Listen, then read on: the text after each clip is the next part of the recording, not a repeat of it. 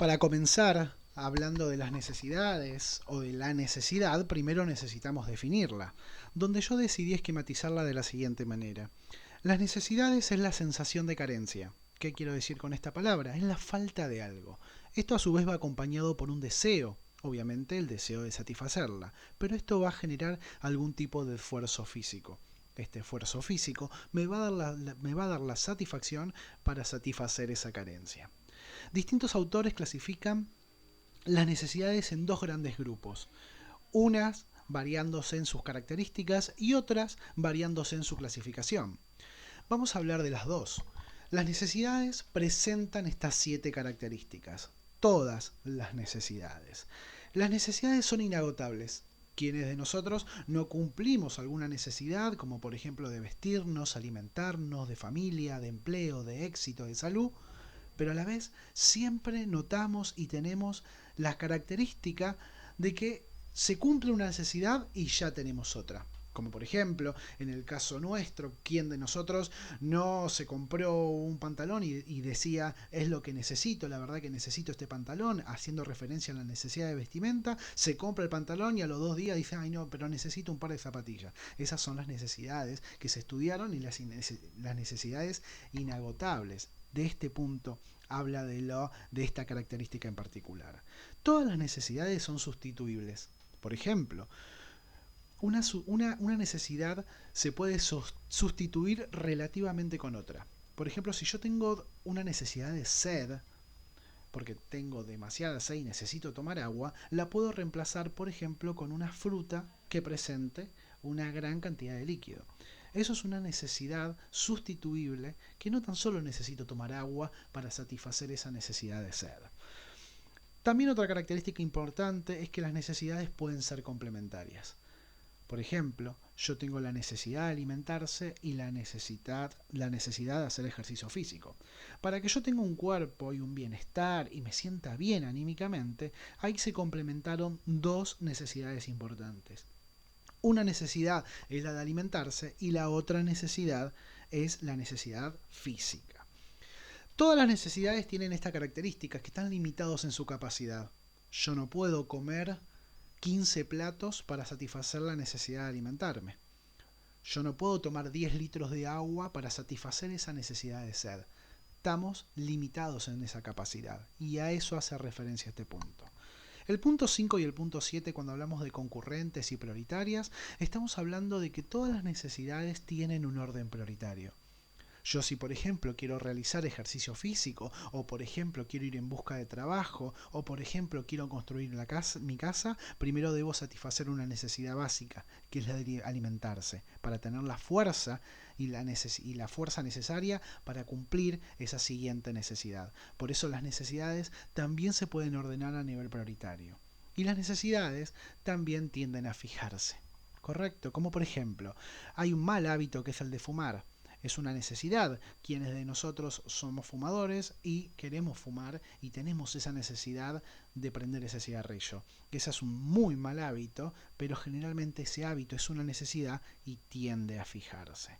Otro autor habla de la clasificación de estas necesidades. Las necesidades pueden dividirse en 3 partes. Las primarias. Cuando hablamos de las necesidades primarias, son las necesidades vitales, las necesidades biológicas que necesitamos nosotros para vivir. Otro punto son las necesidades secundarias. Cuando hablamos de las necesidades secundarias, son aquellas necesidades de las cuales, por ejemplo, no necesitamos, no son sumamente vitales, no vivimos de ellas, pero sí forman parte del individuo, como por ejemplo la casa, la cultura, la educación, tener tiempo de recreación. Esas son necesidades secundarias que hacen al bien del individuo. Y después tenemos las necesidades terciarias. ¿Qué queremos decir con esas necesidades? Que son aquellas necesidades que se pueden denominar también suntuarias. Otros autores las denominan como necesidades superfluas, aquellas que no tienen algún tipo de importancia para la vida, pero sí para el individuo. Es tratar de mantener un alto confort, como por ejemplo aquellas personas que quieren tener un Mercedes-Benz, que quieren tener joyas, que quieren tener mucho dinero. Esa avaricia, esa necesidad que tienen justamente es de este tipo de carácter terciario.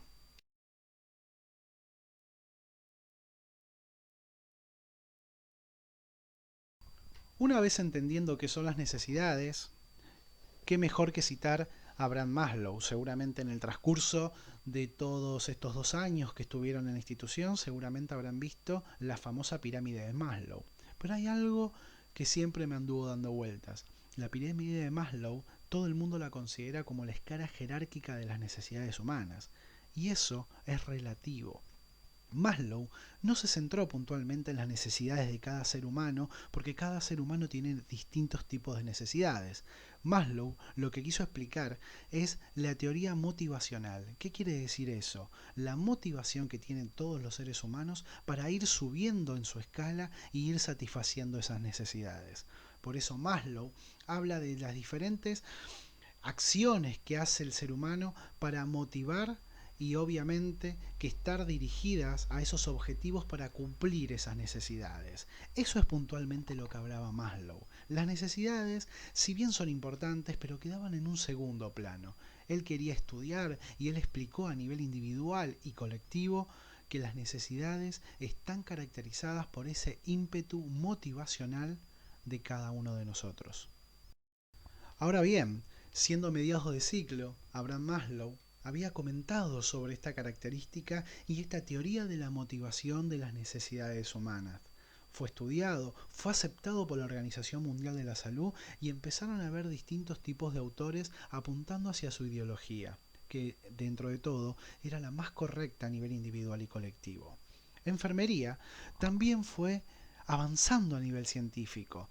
Enfermería, a partir del año 1850, con Florence Nightingale, ya se consideraba una disciplina totalmente particular a la de la medicina.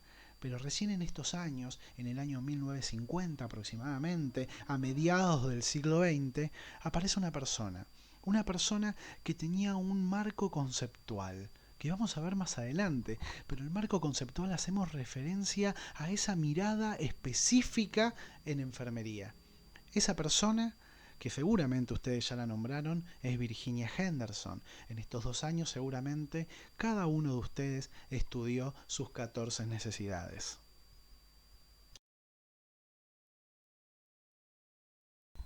En forma de resumen, podemos decir que Abraham Maslow, este gran psicólogo, habló de la teoría motivacional de las necesidades humanas. Todos los seres humanos tenemos una conducta que nos va a llevar una motivación para satisfacer nuestras necesidades. Situándonos en el siglo XX, a mediados del siglo XX, las disciplinas fueron avanzando aún más. Después de la Segunda Guerra Mundial, cada disciplina a nivel educativo, económico, político, fueron cambiando y fueron modificándose.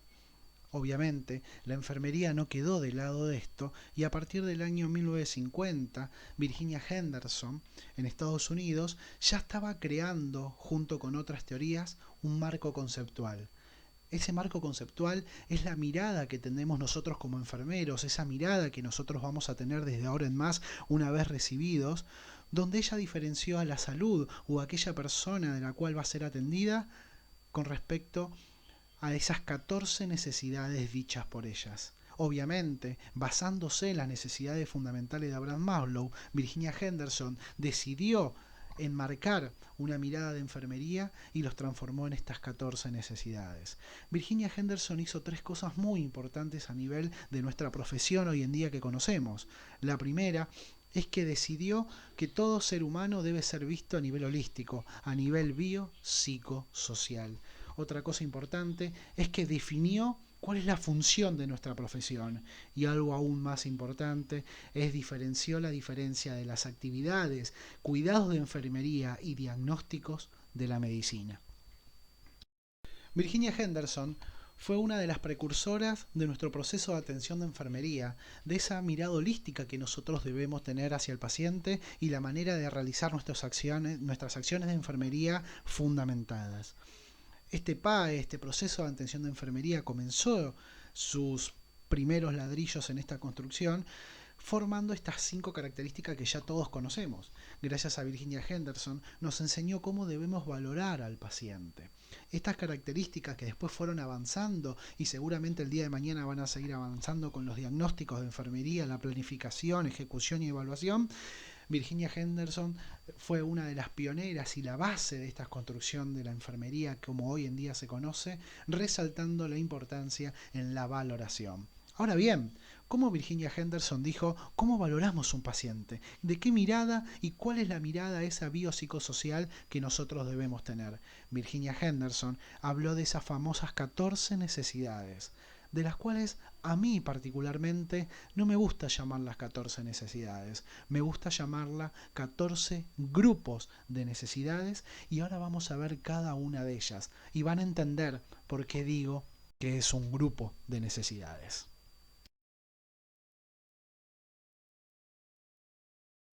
A partir de este momento vamos a analizar y vamos a entender por qué me gusta más hablar de los 14 grupos de necesidades de Virginia Henderson y no tan solo las 14 necesidades de Virginia Henderson. Particularmente porque me interesa que entiendan que cada necesidad que presenta tiene un grupo específico, que no tiene nada que ver con uno con el otro, pero sí interactúan para satisfacer esa misma necesidad. Y vamos a analizar cada una de ellas. Obviamente, la necesidad número uno, la primera que tiene todo ser humano según Virginia Henderson y seguramente hoy en día, entendiendo por la lógica ustedes mismos como alumnos de tercer año, es la de respiración. Respirar normalmente. ¿Qué busca la necesidad uno? La necesidad número uno, conocer la función respiratoria de cada uno. Y fíjense que acá tenemos tres grupos diferentes, que si bien hablan de la respiración y de esa capacidad del intercambio y del patrón respiratorio, tiene que ver justamente con respirar normalmente, pero se diferencian en diferentes tipos de grupos. La primera hacemos referencia a la valoración del patrón respiratorio. Acá en el aula me gusta preguntar qué entienden ustedes por patrón respiratorio, pero como no estamos en el aula se los voy a decir. El patrón respiratorio son los distintos tipos de características que tienen el respirar, como por ejemplo la velocidad, el ritmo, la profundidad de esas respiraciones. La frecuencia respiratoria es aún también más importante, la saturación de oxígeno y si el paciente requiere de oxigenoterapia. Cuando hablamos de los conocimientos de la persona sobre cómo respirar, vamos a hablar de lo objetivo y de lo subjetivo que dice esa persona. Lo objetivo, hacemos referencia a esos signos que podemos medir y los subjetivos a esos síntomas que la persona te manifiesta. Y cuando hablamos de los aspectos ambientales con influencia en la respiración, también es importante. No vamos a tener casos, por ejemplo, en forma vulgar y para que se entienda, no vamos a tener los mismos casos asmáticos en lugares donde tenemos, por ejemplo, Córdoba, San Luis, donde tenemos lugares de zonas que tienen un microclima, que en la ciudad de Buenos Aires, donde estamos contaminados constantemente.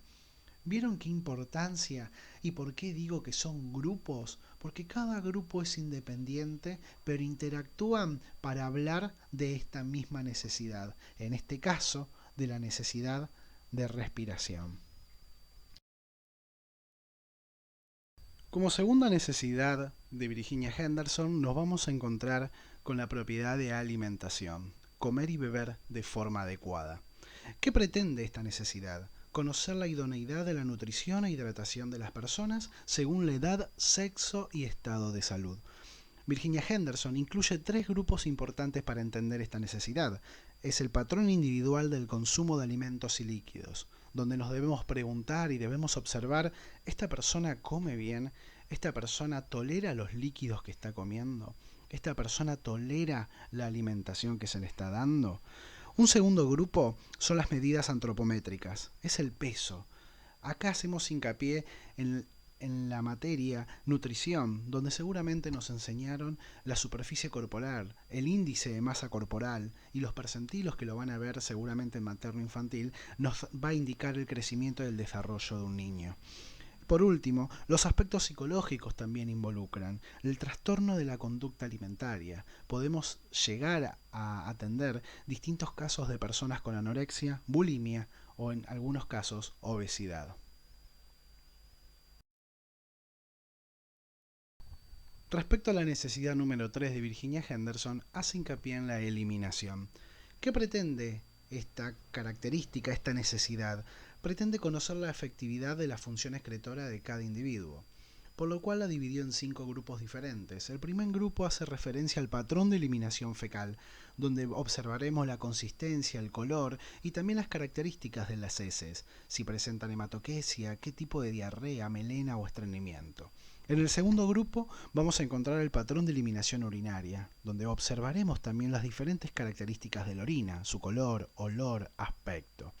Tenemos un tercer grupo que es el patrón de eliminación a través de la piel, el sudor y la transpiración. Van a encontrarse también en sus prácticas, en las guardias, y en las clínicas y a nivel clínica médica, van a encontrarse pacientes que van a sufrir de una extrema sudoración. Esa extrema sudoración tiene un nombre, es denominada la hiperhidrosis. Vamos a encontrar también el patrón de eliminación pulmonar. Ustedes ya sabrán y habrán visto, no es lo mismo respirar de forma normalmente que una persona que está hiperventilando. Y sin descartar la menstruación. Un tema importante que también debemos tener en cuenta porque puede traer secuelas secundarias a las mujeres como por ejemplo la anemia. Al referirnos a la necesidad número 4, hacemos referencia al movimiento, al mover y mantener una postura adecuada. ¿Qué pretende esta necesidad? Conocer las características de la actividad y ejercicio habitual de cada uno de nosotros. Virginia Henderson vuelve a diferenciarlo en 3 grupos. La primera es la actividad y la vida diaria. Nosotros trabajamos, realizamos ejercicios. ¿Qué tipos de ejercicios realizamos?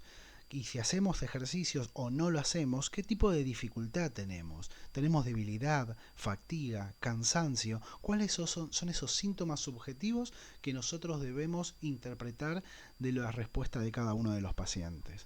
Un segundo grupo es si realmente hacemos actividad física, ¿qué tipo de ejercicio estamos haciendo? Hacemos caminatas, hacemos distintos tipos de actividades que nos requieran un esfuerzo físico. Son preguntas importantes que debemos tener en cuenta. Y por último, el otro grupo habló de las limitaciones y de las deformidades corporales. ¿Este paciente está postrado? ¿Este paciente está en cama de forma transitoria o de forma permanente? ¿Este paciente se encuentra en silla de ruedas? ¿O en algunos casos estamos atendiendo a un paciente amputado? Yendo a la necesidad número 5 de Virginia Henderson, nos encontramos con la capacidad de dormir y descansar. ¿Qué pretende esta necesidad? Conocer la efectividad del sueño y reposo habitual de cada uno de nosotros. Los diferencian en 3 grupos puntuales. Primero, los hábitos del sueño y reposo. ¿Estas personas pueden dormir bien de noche o prefieren dormir de día? Tengan en cuenta que para hablar de los hábitos del sueño también es importante entender cuando una persona está hospitalizada o no lo está. Cuando uno está hospitalizado cambia todo. Simplemente hasta cambiar el colchón te puede cambiar el hábito del sueño. ¿Compartís la cama o no la compartís? Vos en tu casa, si sos una persona casada, seguramente podés compartir ese dormitorio y esa cama. A nivel hospitalizado, ya la persona deja de estar con su cónyuge y tiene que dormir solo. Esos son hábitos importantes que también tenemos que tener en cuenta. Otro grupo son los problemas para conciliar el sueño. Por ejemplo, la luz. ¿Esa persona presenta insomnio? ¿Presenta somnolencia? ¿Necesita medicación para conciliar el sueño? Son preguntas que siempre nos debemos hacer. Y por último, las dificultades para el reposo. Por ejemplo, esta persona quizás no pueda descansar, no pueda dormir, porque seguramente tiene preocupaciones. Llegando a la sexta necesidad de Virginia Henderson, nos encontramos con la vestimenta, elegir la ropa adecuada. ¿Qué pretende esta necesidad? Conocer el tipo y la calidad de ropa utilizada por las personas. Incluye 3 grupos muy característicos. La primera es la capacidad física para vestirse. Nosotros como enfermeros debemos detectar si este paciente presenta las extremidades para lograr cambiarse, está apto físico como para poder realizar estas maniobras de vestimenta. Es muy importante entender que el paciente no esté amputado para que ayudemos a asistir para la vestimenta que él presente. Otro punto importante es la limpieza de la ropa, la higiene de la ropa, el lavado continuo que el paciente pueda pretender. Eso nos va a dar una información sobre las características sociales que presenta este paciente. En el tercer grupo vamos a encontrar la elección personal de las prendas. Este punto es algo importante que hizo hincapié en estos últimos años con las características psicológicas de las personas, donde por ejemplo podemos encontrar diferentes tipos de grados de comportamiento desorganizado, donde vamos a observar y vamos a ver que esta persona puede llegar a tener algún trastorno psicológico. La elección personal de la prenda también tiene que ver con lo pediátrico y lo adulto. El adulto, el pediátrico, tiene la capacidad de elegir la prenda que le gustaría usar y nosotros no debemos contradecirlos y mucho menos ignorarlos. Y por último, y no de menos importancia, la importancia del género. Es importante que nosotros respetemos a cada uno de los pacientes por lo que ellos consideran o quieren ser. Siguiendo con la necesidad número 7 de Virginia Henderson, donde volvemos a hacer un hincapié en lo que Virginia Henderson se centró es en la valoración, en esa manera de observación que nosotros debemos tener ante los pacientes. La necesidad número 7 hizo hincapié en mantener la temperatura corporal. ¿Qué pretendió Virginia Henderson para interpretar esto? Es conocer la idoneidad de la temperatura corporal, donde diferenció dos grandes grupos. El primer grupo es entender sobre la temperatura corporal, la clasificación, las características, qué tipo de temperatura estoy tomando, axilar, rectal, bucal, entender las diferencias entre hipertermia y temperatura alta, o fiebre. Son tres términos que usualmente se utilizan como sinónimos, pero no lo son.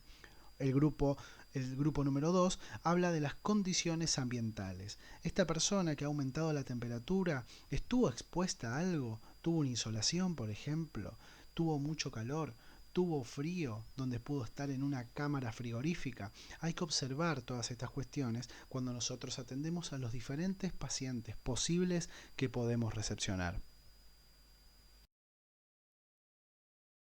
La necesidad número 8 habla del mantener la higiene corporal. ¿Qué pretende esta necesidad? Conocer la idoneidad de la higiene de las personas. Vamos a encontrar estos dos grupos. El primero es los hábitos higiénicos, la frecuencia, los medios utilizados, la duración.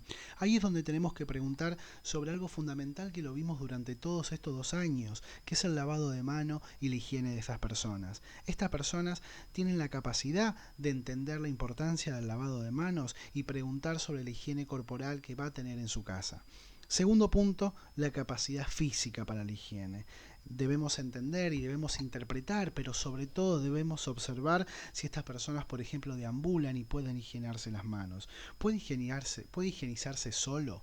¿Puede ir a ducharse solo? Ahí es el punto importante, donde tenemos que llevar a cabo nuestra profesión, que es ayudar y asistir a aquellas personas que no tengan la posibilidad de cumplir las necesidades, en este caso de higiene corporal o cualquier necesidad específica. La enfermería, una de las características importantes es que debemos ayudar y asistir a cada una de estas personas. Llegando a la necesidad número 9 de Virginia Henderson, nos encontramos con la necesidad de evitar los peligros del entorno. ¿Qué pretende esta necesidad número 9? Conocer las habilidades y conocimientos de la persona sobre su prevención de accidentes, caídas y quemaduras. Incluye 3 grupos importantes. El primero es el conocimiento sobre las medidas de prevención. Por ejemplo, las medidas de prevención tienen que ser hacia el paciente, como por ejemplo levantar la baranda para que el paciente no sufra accidentes, o hacia nosotros, cuando usamos las medidas de aislamiento. El segundo punto hace referencia al desarrollo de las medidas de prevención, como por ejemplo el calendario de vacunación. Todos los pacientes deberían tenerlo para mantener un sistema inmunitario a favor, para defenderse de cualquier patógeno. Y el segundo punto es la ejecución de la actuación de riesgos. Por ejemplo, cuando hablamos de este punto, hacemos referencia a la importancia que tienen que tener todas las instituciones en realizar simulacros de incendio o de atentados. Siguiendo con las necesidades de Virginia Henderson, en la necesidad número 10 nos vamos a encontrar con la característica de comunicación, la capacidad que tenemos los individuos de comunicarse con los otros. ¿Qué pretende esta necesidad? Conocer la efectividad de la interacción social de las personas. Virginia Henderson los diferencia en 4 grupos específicos. El primero con las relaciones sociales. ¿Tenemos amigos? ¿Tenemos algún punto donde vamos donde podemos relacionarnos con gente como por ejemplo en las instituciones, en la facultad? ¿Presentamos reuniones? ¿Realizamos salidas? El segundo grupo habla de las relaciones familiares y de las relaciones de pareja. ¿Tenemos padre? ¿Tenemos madre? ¿Tenemos hermanos? ¿Tenemos algún tipo de cónyuge, esposa? Y vemos el vínculo íntimo que tenga estas personas. El tercer punto hace referencia al equilibrio de la sociedad, la interacción social. Esta persona a la cual estamos atendiendo, ¿tiene una vida social? ¿Se interacciona con el mundo? Y el cuarto punto, el estado de los órganos de los sentidos. Cuando hablamos de la comunicación, hay 2 órganos que son fundamentales, que es la escucha, que lo hacemos mediante el oído, y la boca, que lo hacemos mediante el habla. ¿Estas personas pueden tener algún tipo de trastorno respecto al habla y al escuchar? ¿Las personas pueden llegar a tener algún tipo de autismo? Aquellas personas que son gangosas, ¿se comunican de forma favorable con los otros? ¿Podemos tener algún tipo de tumores en distintos tipos del órgano que ya hablamos anteriormente? Y si estas personas presentan algún tipo de tartamudeo. Estas características son muy importantes para entender esta necesidad número 10 de Virginia Henderson. La necesidad número 11 la encontramos en diferentes libros como el respeto a la religión, actuar con reglamento a la propia fe. ¿Qué pretende esta necesidad número 11? Conocer los hábitos del paciente en cuanto a sus creencias, valores y cultura para valorar la influencia en su salud. Incluye 4 grupos diferentes. Tenemos que indagar al paciente sobre el sentido de su vida, la actitud ante la muerte y los conflictos con los valores y creencias. Cuando unimos estos 3 grupos, hacemos referencia a la religión diversa que tenemos en el mundo, lo cual siempre nosotros como enfermeros tenemos que tener esa mirada que ella consideraba biopsicosocial, esa mirada holística, y debemos respetar la ideología de cada uno de nuestros atendidos. Debemos respetar las creencias, las costumbres, la cultura y sobre todo la interpretación que cada uno tenga de su vida. Entrando en la necesidad número 12 de Virginia Henderson, nos encontramos con el trabajo. Trabajar para sentirse realizado. ¿Qué pretende esta necesidad? Conocer la efectividad del desarrollo de la actividad laboral de cada individuo. Vamos a encontrar 4 grupos. El primero habla de la autoestima y la autoimagen de cada individuo. ¿Esa persona se encuentra capacitada para realizar ese trabajo? Esta persona debemos entrevistarla y ver qué sentimiento tiene hacia su labor cotidiano. La posición de las personas dentro de su grupo. Primero considerar si esta persona en el grupo de trabajo que lleva todos los días y en el quehacer diario se encuentra partícipe en ese grupo. Como tercer grupo tenemos el rol laboral que desempeña. ¿Cuál es la función importante? ¿Cuál es la función esencial que tiene usted para sentirse realizado? Tengan en cuenta, por ejemplo, y me hace recordar en este momento, ante esta necesidad, que seguramente muchos de nosotros vamos a atender pacientes que tuvieron dificultades económicas porque fueron considerados no esenciales para esta pandemia. Eso es algo muy importante que tenemos que tener en cuenta porque ante un rol laboral que desempeña cada uno de nosotros, ante esta pandemia solo estamos habilitados o son considerados esenciales el grupo de salud y los que nos provee alimentos. Imagínense todos los otros rubros. En ese rubro vamos a encontrar a aquellas personas que consideran la pandemia que no son esenciales y podemos tener algún tipo de dificultad respecto en esta necesidad número 12 de Virginia Henderson. Y segundo, los problemas y los conflictos laborales. Es importante que una persona que venga alterada puede llegar a tener no tan solo problemas en la familia, con su cónyuge, con sus padres, o problemas fisiopatológicos, sino también podemos llegar a atender personas que tengan dificultades en esta necesidad puntual, como por ejemplo como los problemas, los conflictos laborales, donde nos preguntarán y les preguntaremos nosotros a ellos cómo los pueden resolver y cómo los manifiestan, qué es lo que hacen para llegar a tener este problema y cuál es la causa de estos conflictos laborales. Llegando a la necesidad número 13, nos encontramos con la necesidad de participar en forma de entretenimiento. ¿Qué pretende esta necesidad? Conocer las aficiones y actividades de entretenimiento de cada uno de los individuos. Se diferencian en dos grupos. El primer grupo habla del tipo de actividades recreativas. Tengan en cuenta que las actividades recreativas equivalen no tan solo a las físicas, sino también a las intelectuales. Esta persona tiene actividades recreativas durante ¿en qué lugar? ¿Qué es lo que realiza? ¿Qué actividad realiza? Por ejemplo, tenemos personas de las cuales hacen hincapié mucho en lo físico, donde salen a correr, a la caminata, a realizar algún tipo de actividad que requiera un bienestar físico, pero también tenemos aquellas personas que le gusta a ir a clase de danza, clase de piano. Justamente estas son actividades intelectuales, consideradas también actividades recreativas. Un segundo grupo habla del tiempo dedicado a estas actividades recreativas.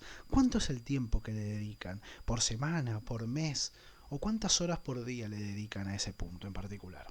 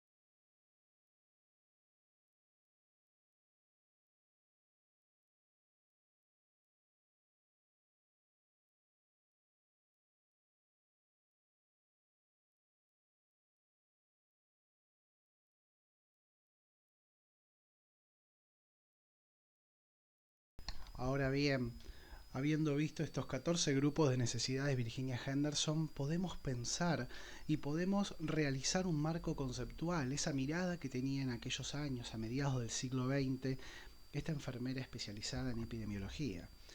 Virginia Henderson consideraba que la enfermería tenía todos, la disciplina en sí en general, tenía la capacidad de ayudar y asistir a los seres humanos, pero los miró de dos puntos de vista.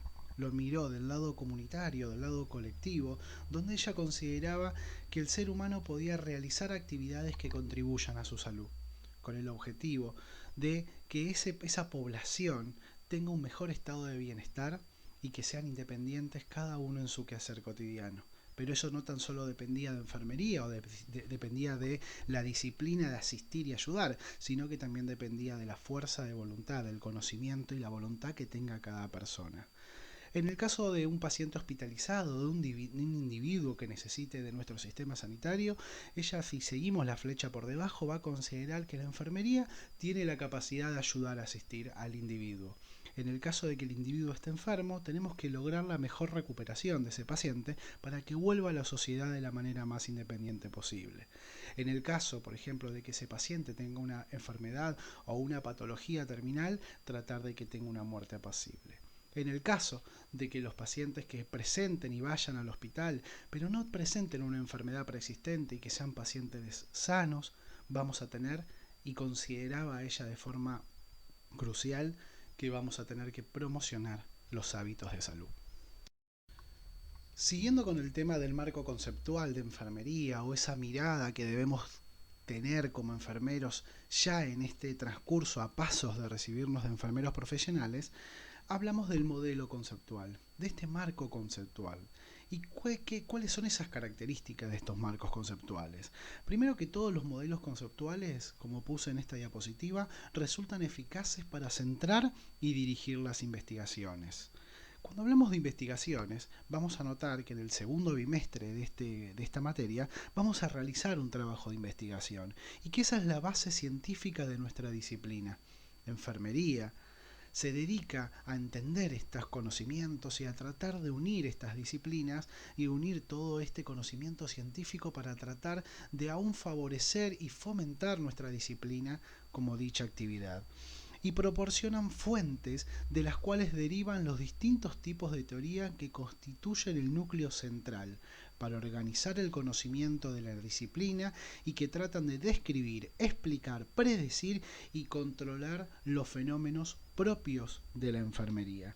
Todas estas fuentes que vamos a encontrar y todas estas nuevas metodologías que vamos a obtener mediante este modelo conceptual, esta mirada particular de enfermería, nos van a enriquecer y nos van a fortalecer como disciplina, todo dependiendo de las fuentes de las cuales nosotros tengamos para realizar estos trabajos. Por eso, en el segundo bimestre o después del examen, vamos a comenzar a realizar un trabajo de investigativo de las cuales todos y todas van a tener la posibilidad de realizarlo para que entiendan un poco de lo que se trata esta materia, donde van a entender cómo aplicar en un trabajo investigativo el modelo conceptual de la enfermería. El ejemplo que yo estoy dando acá es que el ejemplo de generar esas fuentes y generar esas investigaciones es lo que realizan una maestra, por ejemplo, para realizar el programa de una materia. Para realizar el programa de una materia, esa maestra debe analizar todo el contenido para ir planificando lo que va a dar en el curso. Lo mismo pasa con nosotros, lo mismo pasa con la disciplina de enfermería. Debemos obtener esas fuentes mediante el marco conceptual con el objetivo de fomentar nuestra investigación y aún más mejorar y promocionar nuestra disciplina científica.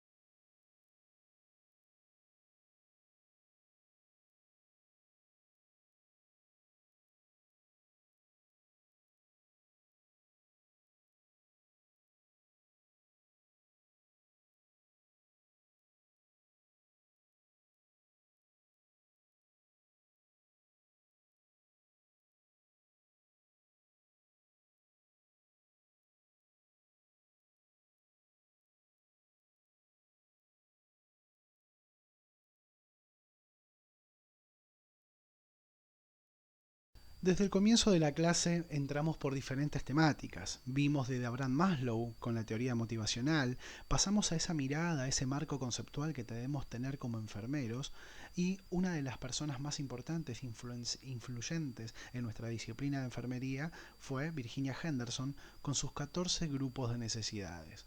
Una vez habiendo entendido todo esto en la clase de hoy, es importante ver el título de la clase. El título de la clase nos hace referencia a qué son las necesidades y esas respuestas humanas, pero estuvimos hablando sobre teorías psicológicas y estuvimos hablando sobre teorías de la disciplina de enfermería. ¿En qué punto queda la temática de hoy?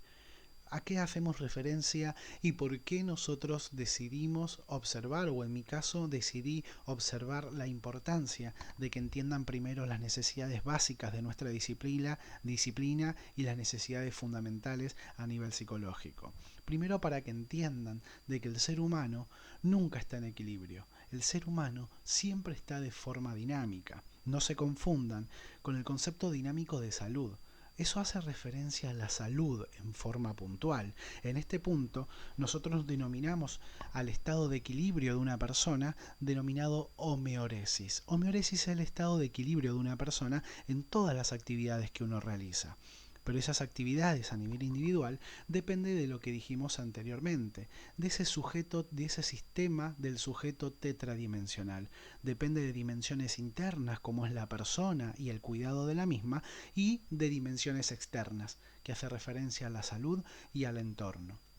Pero para habituarnos al tema de hoy, al tema que nos compete hoy de las necesidades y respuestas humanas, tenemos que entender de qué depende la homeoresis y el equilibrio de un sujeto, de qué depende que nosotros nos encontremos en equilibrio o no, y no estemos en un dinamismo negativo o un dinamismo aún más positivo. Obviamente que todos los seres humanos nos vamos a basar de las necesidades que nosotros tengamos, como habíamos dicho anteriormente, de esas carencias con ese producto o ese deseo de satisfacerlas. Pero ese estado de equilibrio que vamos a tener todos depende de esas necesidades que nos hagan faltas y de esa manera que nosotros respondamos para satisfacerla. Por lo tanto, las necesidades humanas y las respuestas que nosotros tengamos nos van a mantener el equilibrio de nuestras vidas.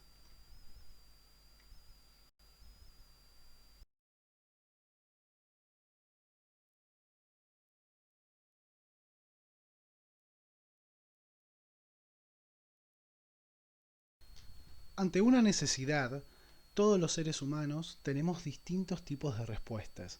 Esas respuestas se pueden dividir en dos, como vamos a ver a continuación. En el gráfico vemos que el ser humano, ante cualquier tipo de necesidad, a ese tipo de carencias que nosotros logramos satisfacer, podemos llegar a tener dos tipos de respuestas. Una respuesta es lo que vamos a hablar hoy, que va a ser específicamente de la clase de hoy, que son las respuestas humanas, de la cual no se habla mucho y seguramente ustedes tampoco entenderán de qué se trata esto. Pero otro tema importante también son las respuestas fisiopatológicas. Estas respuestas fisiopatológicas las vamos a ver ahora en la próxima diapositiva, pero es lo que ustedes estudiaron durante toda la carrera. Las respuestas fisiopatológicas es cómo tratar de atender a esos pacientes mediante algún tipo de enfermedad o afección patológica y de las cuales nosotros entendamos la importancia de la biología, anatomía, atención adulto y anciano, materno-infantil, con el objetivo de curar y cuidar esas patologías del paciente. A partir de ahora vamos a entrar en un mundo nuevo de las respuestas humanas que también nosotros debemos entender.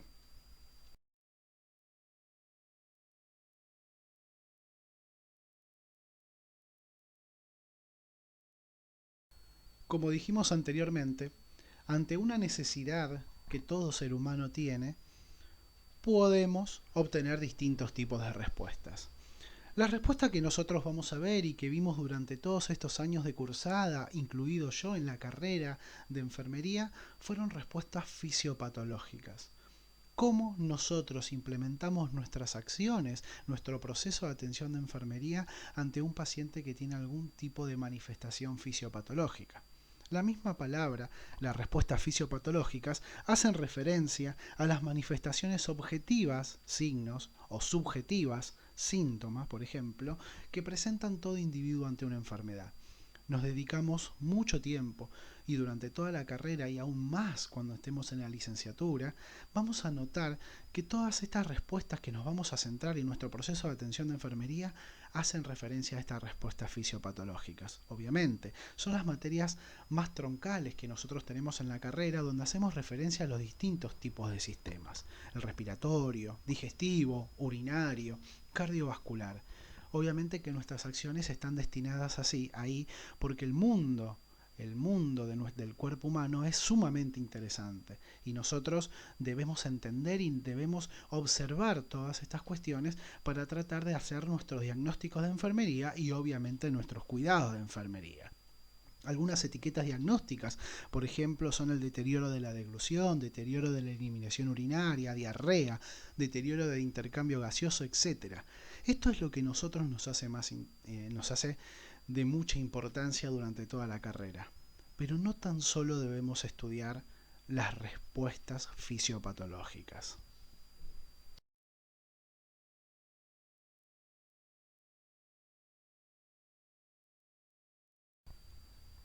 Otra de las respuestas que dan los seres humanos ante las necesidades insatisfechas que nosotros tengamos son las respuestas humanas, que no son mucho menos que las respuestas fisiopatológicas.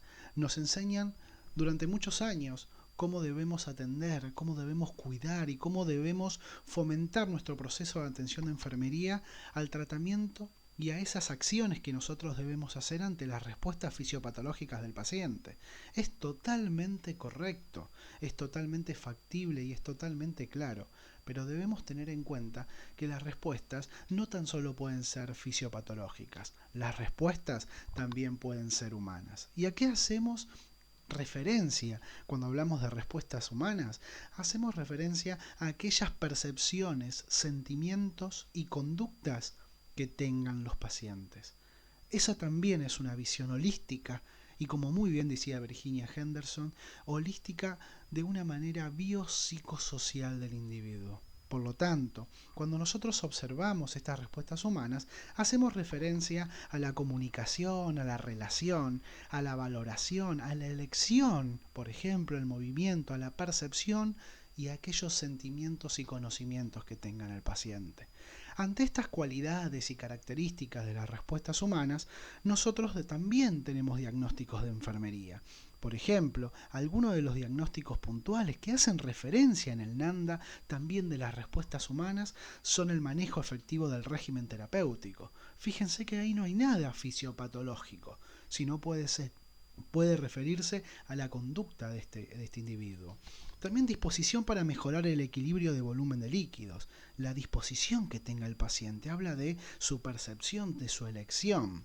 Cuando hablamos de la disposición para mejorar la nutrición, de la desesperanza, de la confusión, del trastorno de la percepción sensorial, todas estas etiquetas diagnósticas que ustedes seguramente vieron en el NANDA no son respuestas fisiopatológicas, son respuestas humanas, porque las respuestas humanas son las percepciones y sentimientos y conductas de cada individuo ante una necesidad. Y ahí es también donde enfermería debe estar.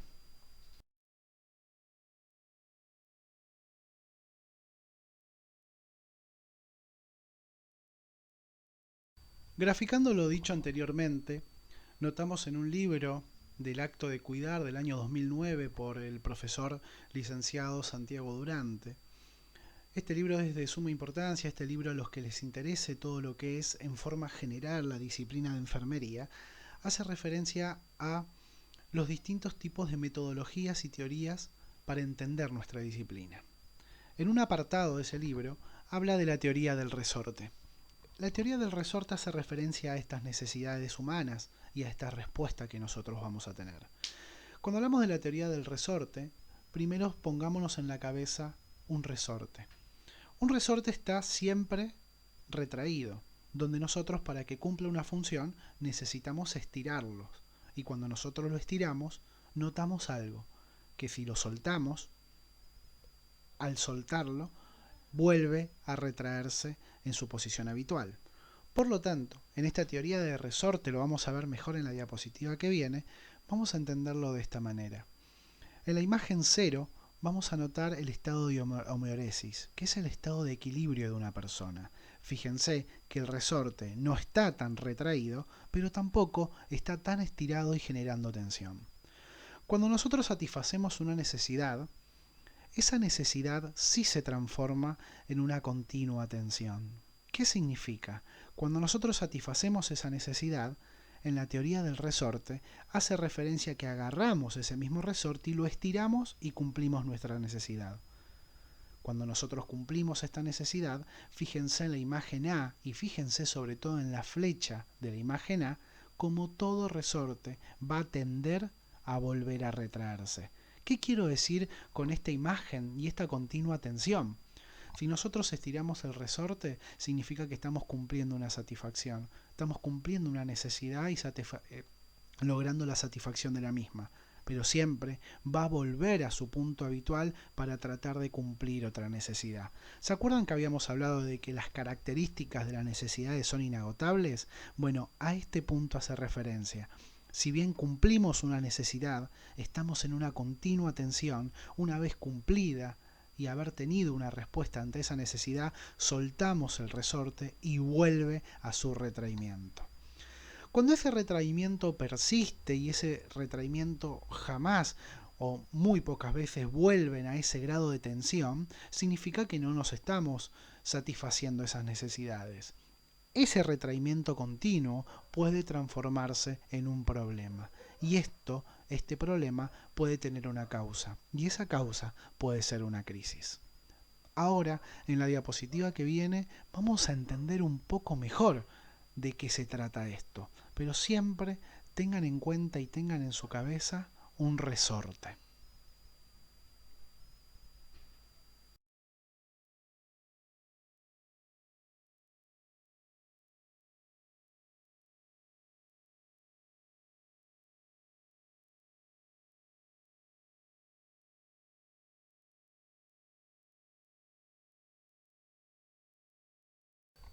Como dijimos, tenemos tres estados en esta particularidad manera de ver las necesidades y las respuestas.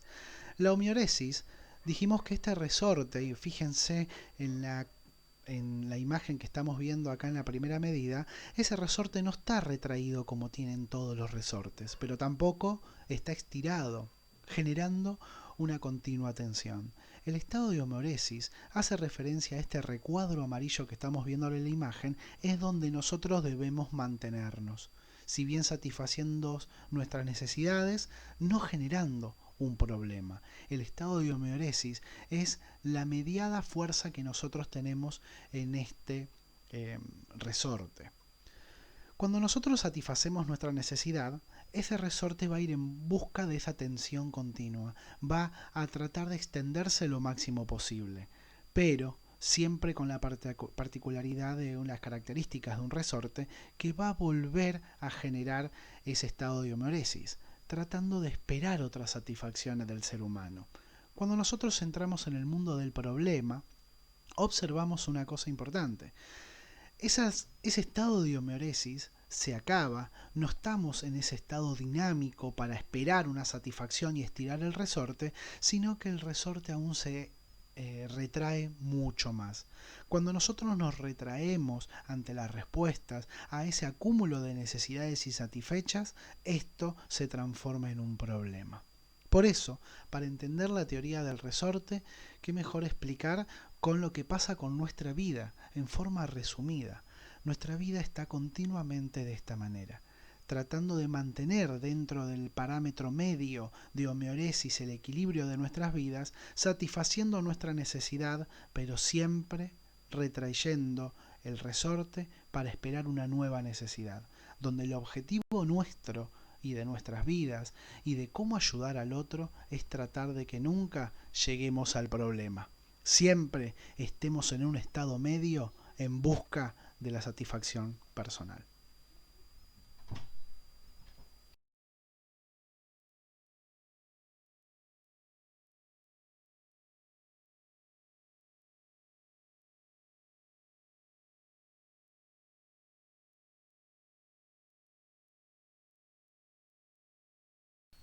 Habiendo visto la teoría del resorte, y aún ustedes si quieren profundizar más en este tema junto a la lectura que le he dado con anterioridad, nos genera una pregunta, y es una pregunta que ustedes también quizás la tengan. Es, ¿de qué depende que un individuo mantenga ese equilibrio, sea o mantenga esa necesidad satisfecha o agudice aún peor una problemática y ese resorte siga retraído? ¿De qué depende ese equilibrio que tenemos nosotros como seres humanos mirándolo desde el rango general, no desde la disciplina de enfermería? ¿De qué depende que un ser humano esté y se mantenga en este estado de equilibrio?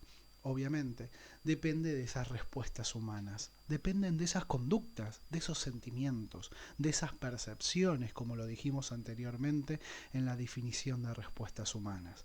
Y esto es importante también que lo entendamos como disciplina de enfermería, porque nosotros como enfermeros o enfermeras necesitamos no tan solo ver las acciones y los cuidados de enfermería ante esas respuestas fisiopatológicas del paciente, sino también debemos entender las respuestas humanas que nos presenten cada uno de ellos. En resumen, podemos decir que las respuestas humanas son respuestas dadas por todos los individuos y sujetos de los cuales nosotros vamos a atender. Las respuestas humanas son actuaciones que realizan las personas o el individuo en presencia de procesos vitales, o sea, situaciones de vida que tengan y además de los problemas de salud que los afecten directamente. Cuando estas respuestas, por ejemplo, no son efectivas y alteran o pueden alterar el estado funcional de la persona, significa que ese estado de homeoresis puede estar más agudizado a la retracción del resorte y aún generar más el problema, pueden ser abordadas justamente por nuestra disciplina, por enfermería. Debemos estar atentos, como dijimos anteriormente, que las respuestas humanas son las percepciones, sentimientos y conductas que presenten todo paciente. La enfermera, el enfermero, puede estar al tanto de obtener esos resultados mediante esa valoración de las necesidades, observando justamente estos sentimientos y estas conductas. Y no tan solo centrarse en lo fisiopatológico, sino centrarse más en esta característica humanística del paciente. Por eso, dependen de las experiencias de salud de cada persona en particular. Estas experiencias de salud pueden ser intrasubjetivas, de lo físico, psíquico, espiritual e intelectual, intersubjetivas a nivel social y las extrasubjetivas a nivel cultural, por ejemplo.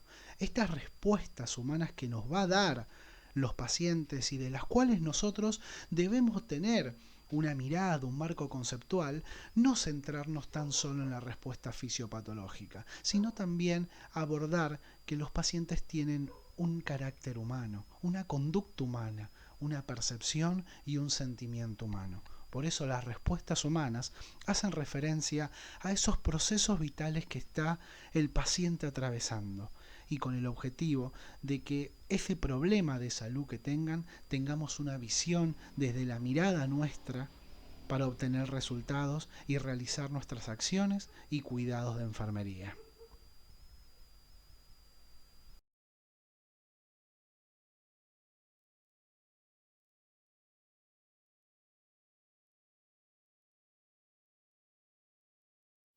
Podemos decir entonces que todas las necesidades satisfechas, también las necesidades insatisfechas, más todos los problemas, ponen en marcha complejos mecanismos de respuestas de cada sujeto. Dichas manifestaciones también pueden ser conscientes o inconscientes y operan en todas las esferas de las personas.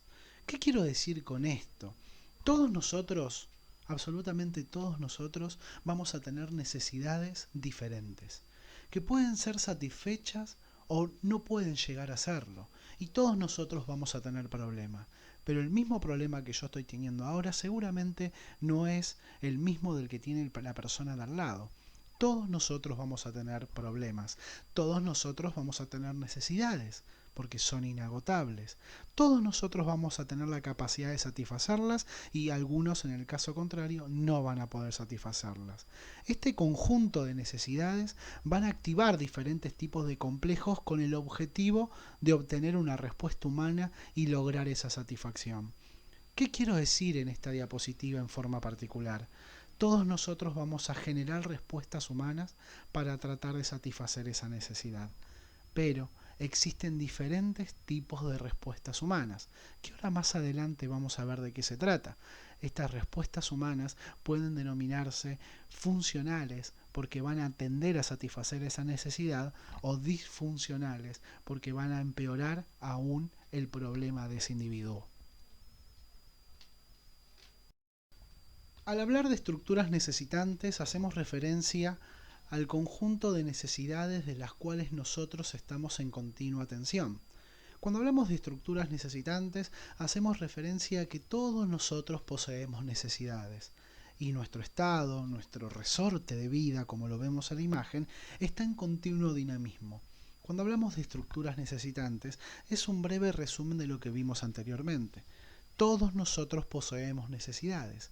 Estas necesidades van a ser satisfechas o no, pero el objetivo es tratar de que no agudicemos aún y lleguemos al problema. Nuestro estado de equilibrio es fundamental para el proceso vital de nuestras vidas. Las respuestas humanas justamente dependen de esa satisfacción o no satisfacción de esas necesidades. cuando hablamos de estructuras, hablamos de estas características en particular. En resumen, de lo visto anteriormente, podemos esquematizar y graficar el ciclo del estado de la salud. Todos nosotros en el punto 1 vamos a tener necesidades insatisfechas. Estas necesidades insatisfechas nos van a generar un problema si persisten en el tiempo, donde nosotros vamos a generar ciertos mecanismos de respuestas humanas, con el objetivo de satisfacer esas necesidades, para mantener el estado de homeoresis. Pero esas respuestas humanas pueden o volver al problema anterior, significa que esas respuestas humanas pueden aún más agudizar el problema, como también aumentar esas necesidades, o favorecer o satisfacer esas necesidades que tengamos. Y esto es el tema de los cual vamos a hablar en estas diapositivas que siguen. Toda respuesta humana puede o empeorar el problema o mejorar y llegar hasta el punto de satisfacer esa necesidad.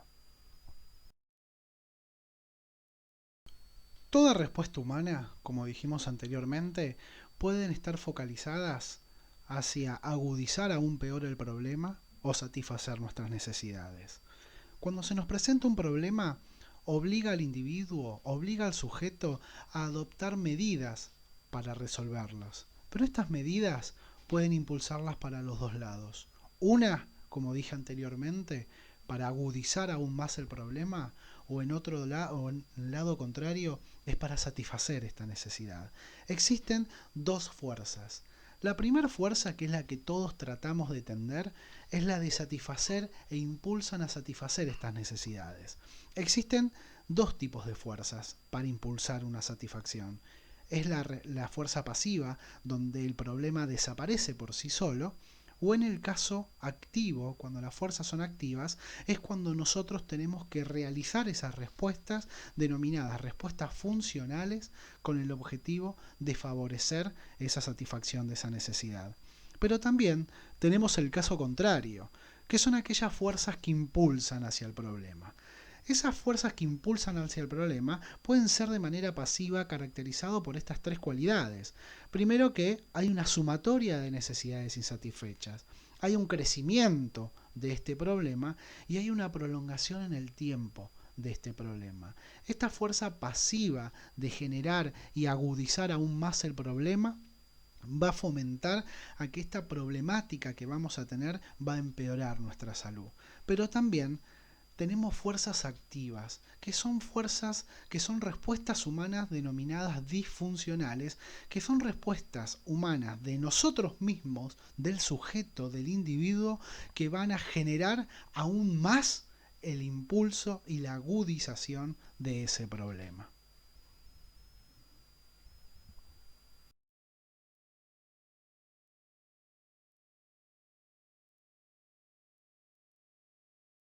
Cuando nosotros hablamos de las respuestas humanas funcionales, hacemos hincapié en aquellas respuestas que nosotros mismos, los sujetos, los individuos, van a tener para satisfacer esa necesidad.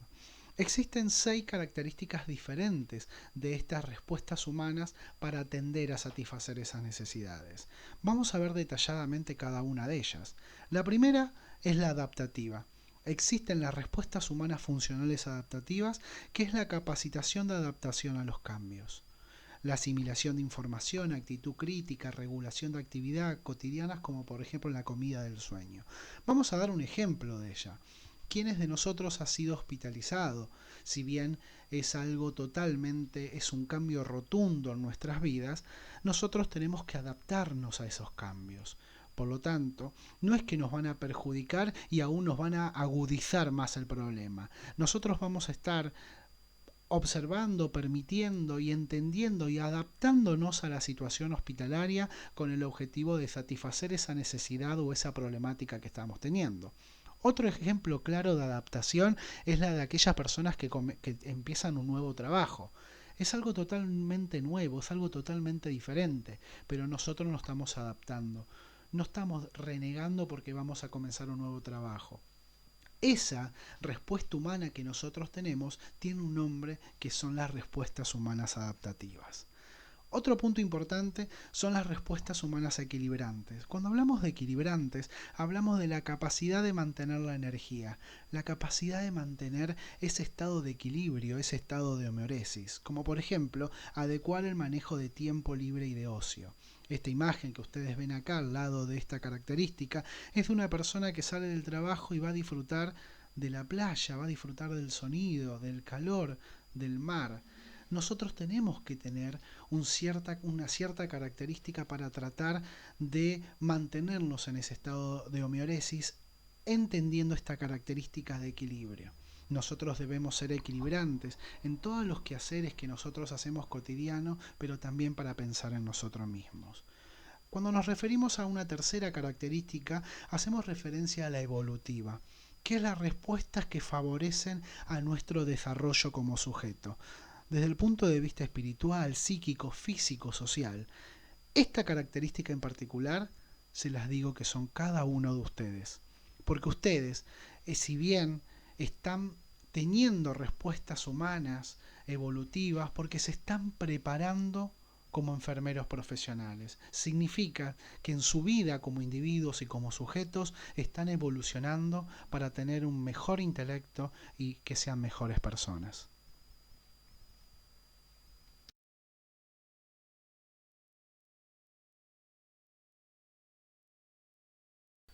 Siguiendo con estas respuestas humanas funcionales, donde el sujeto tiende a satisfacer esas necesidades, tenemos la relacional positivas, que es la capacidad que tenemos nosotros de vincularnos con los demás. El buen humor, la predisposición, la actitud positiva, la empatía, es la escucha activa. Todas estas son cosas que vimos y estas son cosas que nosotros en nuestros trabajos, en nuestras vidas, con nuestros amigos, vamos a tratar de mantener esta relación positiva mediante todas estas cuestiones de buen humor y la predisposición. Por eso, cuando una persona o seguramente cualquiera de nosotros dice, uy, mira esta persona que está de continuo mal humor, esto generalmente no va a generar la satisfacción de las necesidades que tenga. Lo vamos a ver más adelante, pero van a notar que esta forma de relacionarnos en forma positiva, decir buenos días, buenas tardes, tratar de mantener esta escucha activa, de empatizar con el otro, significa que va a tender a mejorar nuestras necesidades, como decía Maslow, de afiliación a nivel social. También vamos a notar otra característica importante en estas respuestas humanas funcionales, que son las defensivas, que es la capacidad de protección ante eventualidades. Principalmente nuestro sistema inmunitario está capacitado para proteger nuestro sistema ante distintos tipos de patógenos. Pero como dijimos, dejemos de lado un poco las respuestas fisiopatológicas, pero sí hagamos hincapié en las respuestas humanas. Y una de las más características que nosotros vamos a ver en el ámbito hospitalario es la del humor en quirófano. En quirófano, seguramente, si alguno tuvo la oportunidad de entrar o seguramente algunos de ustedes o algún familiar tuvo una intervención quirúrgica, encuentran que dentro del quirófano tratan de buscar la manera de realizar la operación respetando, formando esas cualidades de equipo como dijimos anteriormente, pero siempre van a tratar de estar hablando de otra cosa. Hablar de otra cosa significa incautar una respuesta humana funcional de carácter defensivo para tratar de, si bien hacer la cirugía con una alta responsabilidad y capacitación, hay que tratar de buscar alguna manera defensiva para tratar de tranquilizarnos. Por eso, el humor que ustedes van a ver en quirófano cuando hagan distintos tipos de intervenciones o se hagan distintos tipos de intervenciones hace respuesta a esta respuesta humana funcional de carácter defensivo. Cuando hablamos de respuestas humanas compensatorias, hablamos de esas respuestas que favorecen a suplir las necesidades insatisfechas por otro. Pueden relacionarse a una respuesta adaptativa y no a una frustración. Por ejemplo, para dar una idea, hacemos referencia a que todos nosotros tenemos un trabajo. Si ese trabajo nosotros podemos cumplirlo o ese trabajo nos podemos adaptar a realizar también otras actividades en él sin dejar de cumplir nuestra labor, podemos mantener esta relación funcional compensatoria, con el objetivo de que no llegue una frustración, sino que sea una respuesta adaptativa a lo que nosotros estamos realizando. para que les quede claro. Nosotros en un trabajo, seguramente en alguno de nosotros, en alguno de nuestros padres o familiares, seguramente encontramos que en el trabajo no la pasan tan bien. Pero el lado bueno, mirar el lado bueno, hace referencia a esta respuesta funcional compensatoria que todos nosotros debemos tener.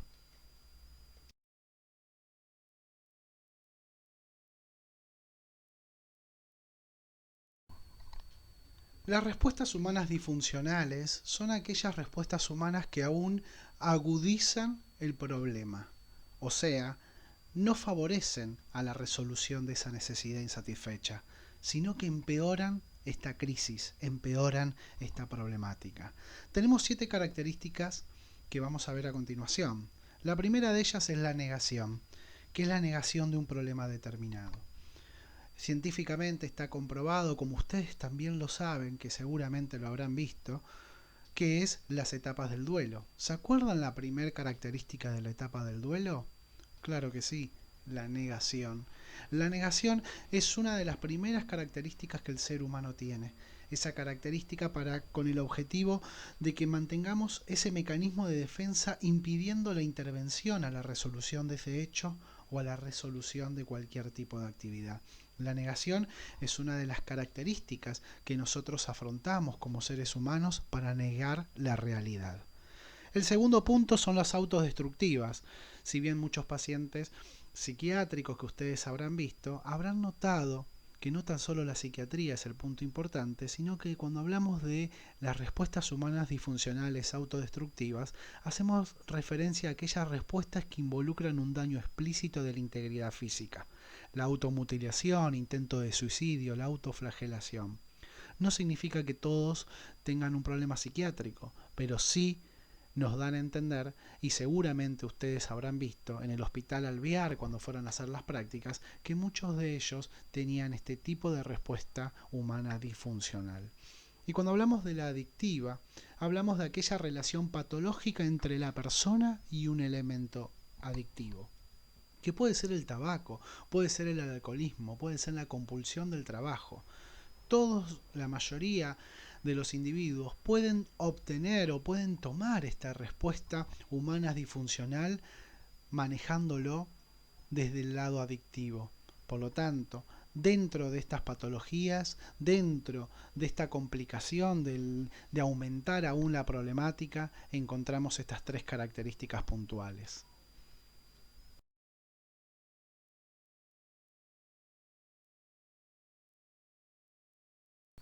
Por último, siguiendo con la temática de las respuestas humanas disfuncionales, hablamos de estas 5 características que nos quedan. La primera que observamos en esta diapositiva son las desequilibrantes, que es la capacidad de reacción de un individuo cuando nosotros tenemos un tipo de tensión extrema ante el estrés. Ante una situación que no podemos resolver o que se nos complica resolver, generalmente empiezan los grados y aumentan los grados de estrés hasta generar algún tipo de tensión. Y eso obviamente puede ser perjudicial y agudizar aún más el problema. Otra característica son las involutivas, que son aquellas respuestas que obligan al sujeto a retroceder en su maduración como persona. Vamos a notar a aquellas personas que tienen retraimiento, cero responsabilidad y compromiso. Quienes de nosotros no conocemos una de esas personas, donde no es que prefieren evitar algún tipo de respuesta humana o satisfacer sus necesidades, sino que las resuelven de una manera disfuncional. Cuando hablamos de la relacionar negativa, comparando con la relación positiva de las respuestas funcionales que vimos anteriormente, esta es todo lo contrario. Son respuestas que perjudican a la relación con los demás, como por ejemplo la agresión. La agresión a cualquier tipo de índole, tanto en casa, familiar, social, educativa, es totalmente una respuesta disfuncional que debemos evitar para no agudizar aún el problema. Las invalidantes, hablando de aquella situación de abandono de la propia persona. ¿Cuáles de nosotros conocemos algún tipo de persona que está desesperanzada de la vida, tiene un desasosiego, tiene una falta de voluntad. Esa persona debemos animarla y de la cual nosotros como enfermeros debemos tener en cuenta para tratar de entender de dónde viene esto y ya por lo menos estamos entendiendo que es una respuesta humana a un problema que ella tiene y debemos encontrar el problema y tratar de ayudarla y asistir a evitar ese inconveniente que tenga esta persona. Y por último, las deficitarias, que es la manifestación fisiopatológica en la que un órgano impide satisfacer esas necesidades. Cuando hablamos de aquellas respuestas humanas deficitarias, que son disfuncionales obviamente, es cuando aquellas personas, por ejemplo, dependen de otra cosa, de un aparato tecnológico, para satisfacer las necesidades fisiológicas, como por ejemplo en los pacientes con IRS, insuficiencia renal crónica, que van a necesitar de una máquina de diálisis para dializarse. En resumen, para terminar con la temática de hoy, justamente terminando con esta temática, notamos los distintos tipos de necesidades, nuestro marco conceptual desde una mirada de enfermería de Virginia Henderson. Notamos que existen 14 grupos de necesidades diferentes, de que estas necesidades van a tener respuestas y que estas respuestas humanas pueden ser de diferente índole. Puede ser funcional como respuestas humanas disfuncionales, de los cuales nuestra disciplina y cada uno de nosotros como enfermeros debemos tener en cuenta desde ahora en más en adelante. Desde ya le agradezco la atención, le agradezco la escucha ante este video y le deseo mucha suerte y una excelente semana. Muchas gracias.